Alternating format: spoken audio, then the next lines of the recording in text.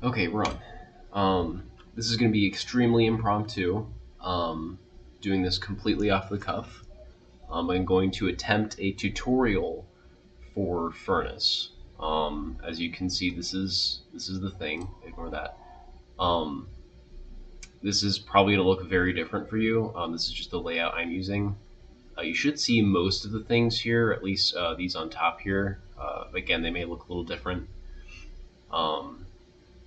All right, so first things first. I'm just gonna teach the basics of just putting notes on there. I'm gonna assume here. Actually, let me real quick. Let me pull up a different thing. Uh, so you should see this. Actually, I'm pretty sure this is the default. Um, so yeah, all right. So yeah, we're just gonna focus on placing notes down and just very at the absolute basics. All right. Um, so you can. This is just think of this big thing as a big spreadsheet. Is what it is. Um, this is where you're going to put your notes. Each one of these columns represents a different channel of whatever sound chips you're working with. Um, in this case, we're just going to focus on D6, which is why I'm just going to, delete them real quick. You don't, even if they're there for you, those other four channels are there. Don't worry about those. We'll cover them later. So for uh, placing notes, right? So each of these columns is one channel. What you can do is use the keyboard to play notes, and the keyboard you're using, I'm assuming, is a typing keyboard, and that's actually the one I'd recommend. We're going to play notes on that as if it is a regular piano keyboard, right?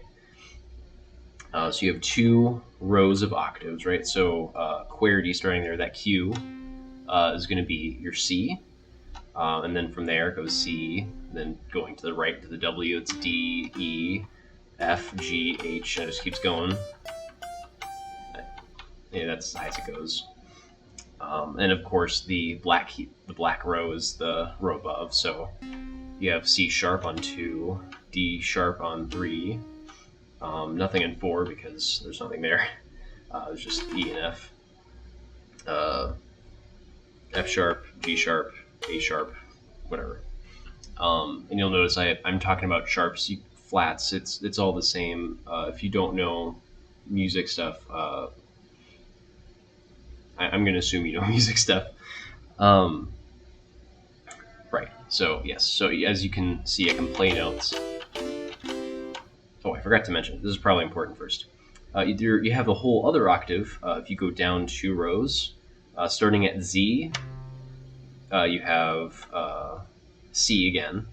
It functions the same way. Black keys on the row above. And actually, if you go all the way up an octave, this note, which is the comma or its left angle bracket, that is the same octave that Q is.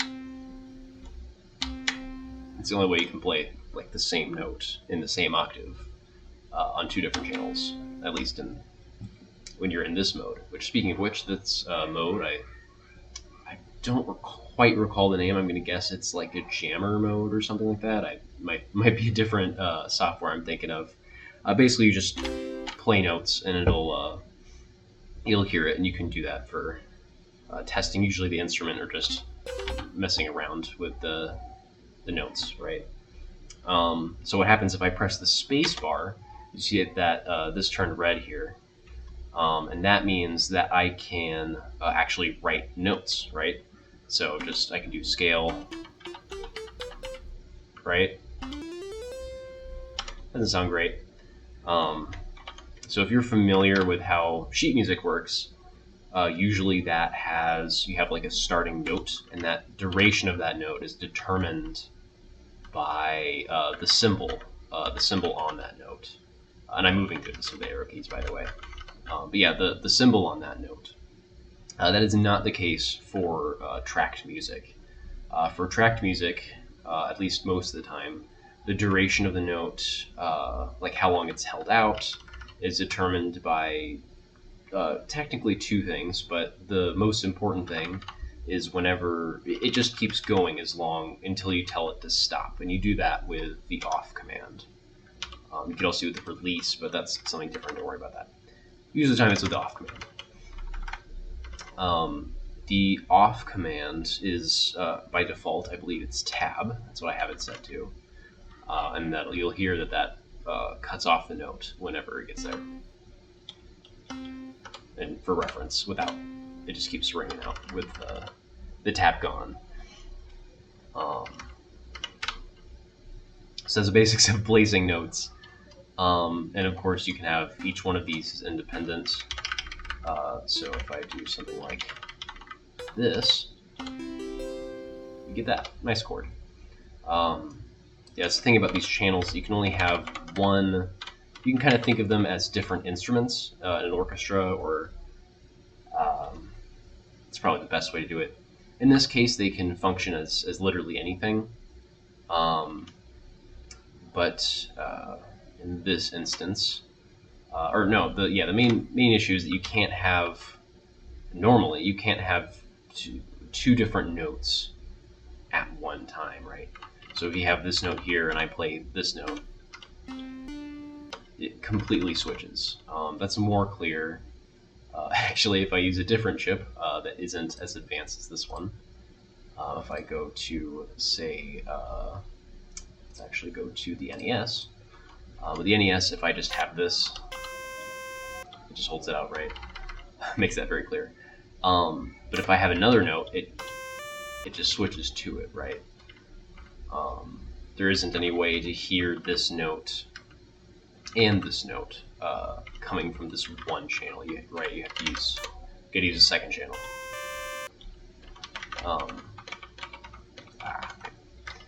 And what I'm doing there is if you press Shift and move around, it'll drag to select, or you can just hit Control A and then I'll select the whole column there. Again, it'll select the full column. There are other columns within the, there are columns and then there are channels. This selects the column, then the channel, then the whole thing, right?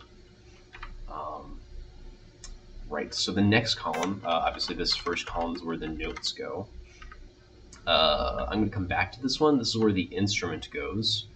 We have to make those first. And I guess we can go ahead and do that now, actually. So let's make a very basic instrument. I'm just going to throw something together real quick. I'm going to use just this basic feature since it's so time-tested, right? So I'm going to do something like this. Don't mind how I'm making this. I'll cover that later.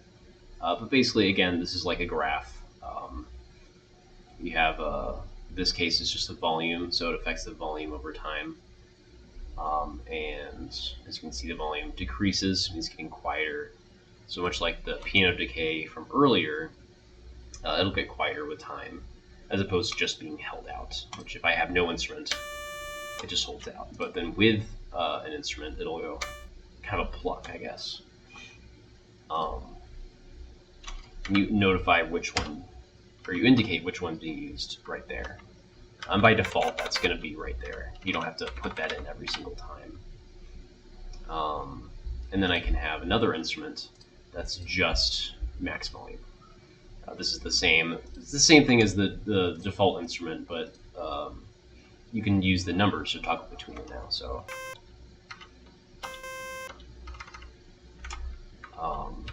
heck, I think you can do this. Okay. You can do this, and to change which one you want. See, there are a lot of other things that instruments can do, but that's just the basics. Here you have the volume, and for the NES, so one thing about dealing with trackers is you're gonna have to learn a different way of counting called hexadecimal, or basically instead of counting from 0 to 9 and then to 10, you have the tens digit. Instead, it's something called hexadecimal, where you count 1, 2, 3, 4, 5, 6, 7, 8, 9. And once you get to 9, you go to A, and then B, then C, then D, then E, then F, right? And those represent the numbers that would normally go there. So A is 10, B is 11, C is 12, D is 13, E is 14, and F is 15. I mean, when you put this, when you put this, if I can type, oh wait, when I put this, nope. Okay, give me a hot minute. I'm just gonna ignore what I'm doing here for the complexity. When I do over here, when I do this, when I get to that number, that is not 10. I mean, it is 10, but it's 10 in hexadecimal. And in decimal, that would be 16, right? So 16, 17, 18, 19, 20, and so on, right? It's a different counting system. It takes some getting used to. Most of the time, you don't need to actually convert between them. You usually just want to get a feel for, okay, like,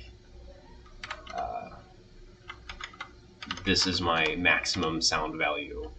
I'm going to reduce that to something else. Okay, let's just do 7 twice. Now it's going to be quieter, but if I single it out. Wait. So like full volume, and then quieter, even quieter. You kind of figure it out. That's going to vary per chip, but that's the rough idea as far as hexadecimal goes. So yes, the higher the value, the larger the number, the louder it's going to be.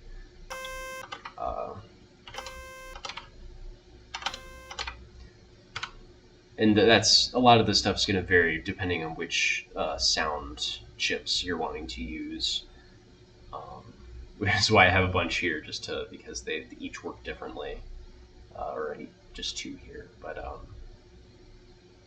right, so that's this column here. This last column is special. It's called the effects column. It actually, so here let me think of a good example. Yeah, so the best one, I have a list of it pulled up just so I can always find it, because sometimes there's a lot of stuff, a lot of different effects, and it's hard to remember all of them. But one good example is a slide down, right? So that's gonna change, just make it slide down in pitch. So what you do is you put the first number, the number for the command, as you can see up here, it's 2. And then these next 2 numbers dictate what, well, different things depending on what it is. In this case, bigger numbers, again, it's hexadecimal, both of these are. But the bigger this hexadecimal number is, the faster it will slide down. So I just put 1. We'll go down a little slow. F, go pretty fast. 1F, even faster. Heck, I can put FF and it'll just drop as fast as it can. Yeah, so that's the effects column. These are used for a whole bunch of different things. A nice thing, I don't quite recall if this is like this by default, but if it is, where you can't see it, yeah, this menu. This will allow you to add more effects columns if you need more.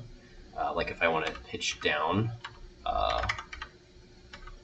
pitch down, and let's say, I don't know, we want it to get quieter over time. You can do that with an instrument, like I said before, but sometimes that isn't necessarily the most convenient option, or the best given the scenario. Or let's say you only want it to fade out one time, and every other time you want it to hold out.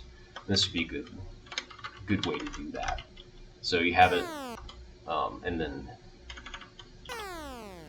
yeah, you can hear it get quieter at the same time. There is a limit to how many of these you can have. I think it's 8. Usually you're not going to run into that problem, but with some of the shenanigans I've dealt with, it's come up. This button I seldom use, but it just kind of hides things, makes it look nice. Right, what am I forgetting? As far as using the tracker, I'd say that's the majority of it. Oh, here's another one that's important. If you want to change the speed or the BPM of your song, speed's the same thing, but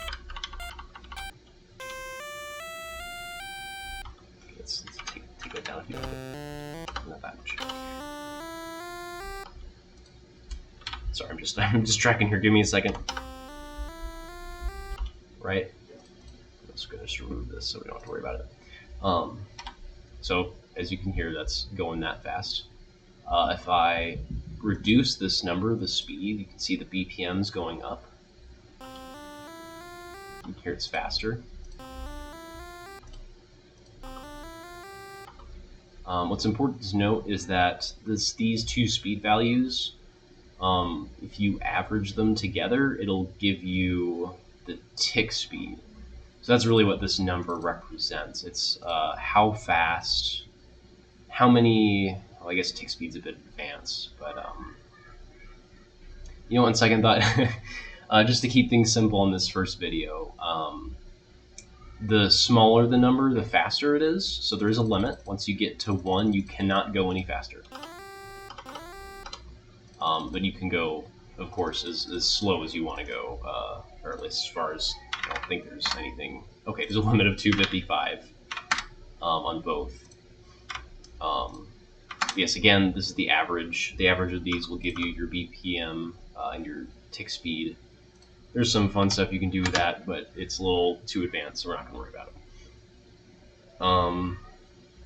it. Ooh, the highlight. Okay, so you see how this is highlighted blue, and then white, and then blue. This is something you can change, but the way it's set up is to represent, like, okay, this is the first note in a bar, second, third. These are quarter notes, right? The way these are spaced out, and this is the first note of the next bar, or of the next measure, rather.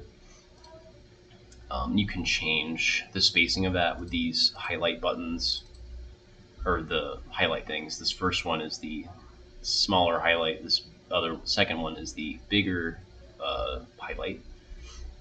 And also you can change the length of the song. You can change the tuning and some other stuff in here. Not as important, at least for getting started. Oh, something very important I should have mentioned earlier. If you want to play back your song that you've tracked here, press the enter key and it'll show that for you. Press enter again to stop it. If you want to change octaves, you can do that up here by manually clicking these, or what I find much more useful is if you have a number pad, you can press the backslash and the asterisk buttons. So backslash goes down, asterisk goes up. I think it's backslash, the divide button, I guess. Divide and multiply, as I would think of it. But yeah, so those are the ones that do that. Pretty important, at least for something to get used to, I would say. Home button takes you to the top and to the bottom. You press them twice, it'll take you to the first, all the way to the left. Same with the end will take you all the way to the right. You can do page up and down, which will take you a little slower distance. Or another very important feature is this up here. These are the pattern editor, or the order. I forget I always mess up the name, but basically how it works is you have this pattern down here at the bottom, which is where we're actually tracking our music. And then up here, we have the order of those patterns, right? So this is our first one. This is what we see here. And if we add one, if we put this plus here, add a new order. These are, I always mix up the terminology. I'm so used to working with it. We have another slot here. And if I go all the way down to the bottom, you'll see it's even longer. It even grays out the other one. And this is a new order, or it has a new pattern. I don't know. It's new. It's a new thing. We can put new notes here. I'm going to make this a bit shorter, just for time. Shorter now. That's too short. And if you want to go between these most quickly, you can press Control and then down to move downward, and Control up to move upward. You can also press Control left and Control right to jump between the different channels. which is very useful for navigation and stuff. Let's see, and I think those are the basics. Yeah, I think that's everything. At least to get started. If anyone has any questions, please ask in the comments. I'd be happy to give answers. If you really need help, or if I'm not available for whatever reason, or taking too long for your what you're needing, then I would recommend going to the Furnace Discord. I'll try to leave a link in the description or something like that. If not, I think you can go onto Furnace's the GitHub. I think there's a link to the Discord there. But yeah, that'll be it. Thank you for watching, and I hope I was a help.